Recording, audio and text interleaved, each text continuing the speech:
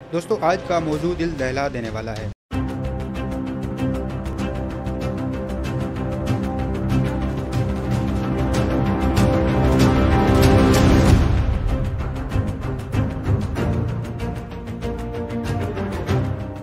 मैं हाल ही में एक फिल्म देख रहा था जिसका नाम था 40 एकर्स। कहानी कुछ यूं है कि दुनिया में हर तरफ भूख ही भूख है। इंसान के सिवा तमाम मखलूक खत्म हो चुकी है। खुराक का वाहिद जरिया कुछ नाकाम से फार्म है। हालात यहाँ तक पहुँच जाते हैं कि कुछ इंसानों को ही खाने लगते हैं। फिल्म का एक जुमला पूरे मंजर को यूं बयान करता है, लोग अब इंसानों की वहशत देख कर जानवरों को भूल चुके हैं। आज जिस हकीकत पर हमें गौर करना है वो है फलस्तीनियों का मुस्तकबिल क्या होगा। लेकिन मुस्तकबिल में झांकने से पहले जरूरी है थोड़ा माजी को समझा जाए, क्योंकि जैसे कि कहा जाता है जो कौमें अपनी माजी को याद नहीं रखती वो उसे दोहराने पर मजबूर होती हैं। 19वीं सदी में पूरे यूरोप में यहूदियों के खिलाफ शदीद फसादात शुरू हो गए।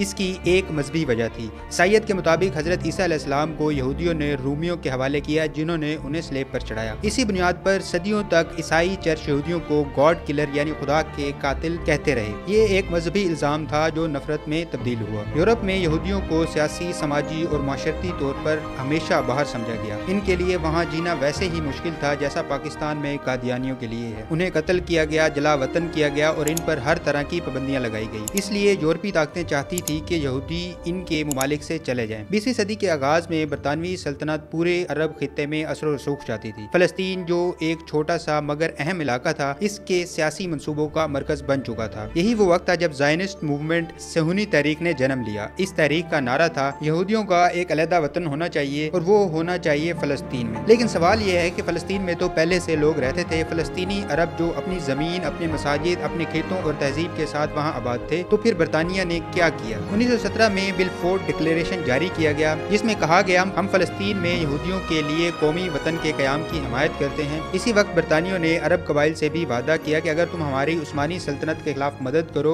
तो हम तुम्हें आज़ादी दे देंगे। यहाँ सवाल उठता है कि बरतानवी इस सब से क्या चाहते थे। एक तरफ वो यहूदियों को वतन दे रहे थे जिनसे इनकी नस्ली दुश्मनी थी, दूसरी तरफ अरबों को आज़ादी का झूठा वादा दे रहे थे। असल मकसद था अरब इत्तेहाद को तोड़ना, तेल से भरपूर मशरिक़ वस्ता पर कब्जा और एक इसराइल के जरिए पूरे खित्ते पर सियासी चौकी कायम करना। बरतानिया को ना यहूदियों से हमदर्दी थी, ना अरबों के हकूक का दर्द। उन्हें सिर्फ डिवाइड एंड रूल की एक नई शक्ल चाहिए थी जो उन्हें ज़ायनिज़्म के जरिए मिल गई। इसके बाद फलस्तीन में यहूदी आबादकारी तेजी से बढ़ी, मकामी फलस्तीनियों को बेघर किया गया और जगह जगह फसादात फूटने लगे। आखिरकार 1948 में जब हिजरत करके आने वाले यहूदियों ने इसराइल के क़याम का ऐलान किया तो अरब मुमालिक से जंग छिड़ गई। इस जंग में 7 लाख से जायद फलस्तीनी अपने घरों से निकाले गए। इसे नकबा यानी तबाही कहा जाता है। इस क़याम के पीछे बरतानवी सल्तनत की तोसी पसंदी, सहूनी तहरीक और रिविजनिस्ट ज़ायनिज़्म था जो ताकत के इस्तेमाल पर जोर देता था। इस नजरिए के तहत 1940 की दहाई में बम धमाके, कत्ल और आम शहरियों पर हमले किए गए। अरबों के साथ पुरअमन रहने के बजाय मुज़ाकरात की जगह ताकत का रास्ता अपनाया गया। आज यही नजरिया हम गजा में देखते हैं। 60,000 से जायद लोग शहीद हो चुके हैं। इसराइल ने जुल्म की तमाम हदें पार कर दी हैं। अस्पताल, स्कूल, बच्चे, औरतें कोई महफूज नहीं। हर तरफ सिर्फ कंक्रीट का मलबा रह गया है। भूख से लोग मारे जा रहे हैं। जब दुनिया की तनकीद बढ़ी तो इसराइल ने रिलीफ कैंप बनाए, लेकिन इन्हीं कैंपों में मदद के लिए आने वाले 1000 से जायद लोग मारे गए। आज गजा में मरने वालों का 20% इन कैंपों के करीब मारा जा रहा है जो इसराइल ने उनकी मदद के लिए कायम किए हैं। अब बात हो रही है फ्रांस और बरतानिया फलस्तीन को रियासत के तौर पर तस्लीम करेंगे, लेकिन क्या इसका कोई फायदा होगा। जो फलस्तीनी अथॉरिटी है जो रियासत बनने के बाद हुकूमत करेगी वो पहले ही अमरीकी पिट्ठू है। मिसाल के तौर पर जब अमेरिका ने ईरान पर हमला किया,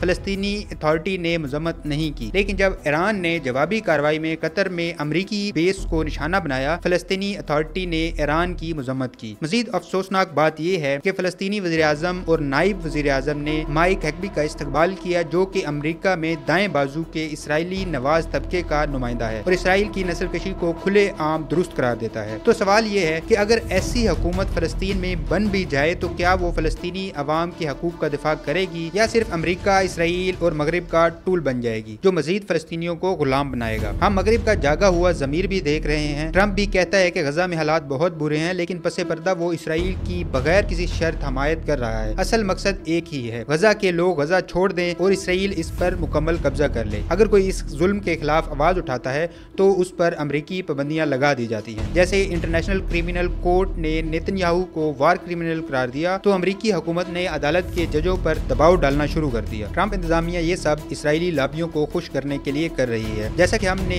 अपनी एक पिछली वीडियो में बताया था कि अमेरिका की सियासत पर इसराइली लॉबीज का गहरा असर है और अमेरिका माइकेवेली की इस सोच को अमली जामिया पहना रहा है कि अगर तुम्हें अपनी बादशाहत कायम रखनी है तो तुम्हें इखलाकियात को छोड़ना होगा, यानी मकसद ही सब कुछ है, चाहे तरीका कितना ही जालमाना क्यों ना हो। पूरी दुनिया की इखलाकियात का अंदाजा इस बात से लगाया जा सकता है कि एक तरफ तो ये आलमी ताकतें अफगानिस्तान को सिर्फ खवातीन के हकूक की मुबैना खिलाफ वर्जी की बुनियाद पर तस्लीम करने से इनकार करती हैं और इस मुल्क में आने वाली तमाम इमदाद को रोक दिया जाता है, लेकिन दूसरी तरफ यही दुनिया एक ऐसे शख्स नेतन्याहू को, जो एक पूरी कौम के कत्ल का जिम्मेदार है, न सिर्फ व्हाइट हाउस में खुशामदीद कहती है बल्कि इसकी इज्जत व तकरीब भी करती है। गजा का मुस्तकबिल इस वक्त निहायत तारीक नजर आ रहा है। बदकिस्मती से फलस्तीनियों के पास अब सिर्फ दो रास्ते बचे हैं, मौत या जलावतनी, लेकिन हिजरत की इजाजत भी नहीं दी जा रही। ये एक ऐसी जंग है जिसमें ना इंसाफ है, ना इखलाक, ना इंसानियत, सिर्फ ताकत, सियासत और मफादात। फलस्तीन के लिए अलहदा रियासत के अलावा कोई हल मौजूद नहीं है। अलहदा रियासत के अंदर हुकूमत भी वहाँ की आवाम की मुंतखब करदा हो, ना कि इसराइल और अमेरिका की मुंतखब करदा। इसके अलावा अनफॉर्चुनेटली तबाही और इंसानी नस्लकशी का कोई और हल मौजूद नहीं है। इसके लिए पूरी दुनिया को इंसानियत के नाते यकजा होकर